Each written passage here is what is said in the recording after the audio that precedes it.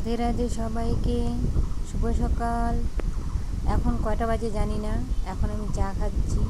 কারণ আজকে একাদশী, গোপালকে দিলাম, গোপালকে দিয়ে এখন চা করে আনি খাচ্ছি।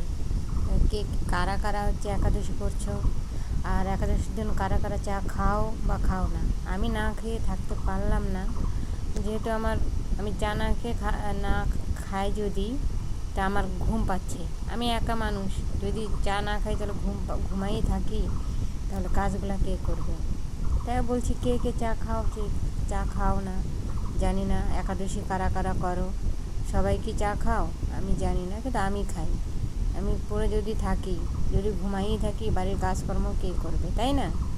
তার জন্য যার মন যেটা চায়, যে যেভাবে একাদশী করে সেভাবেই হয়। দানা না খাইলেই হয়।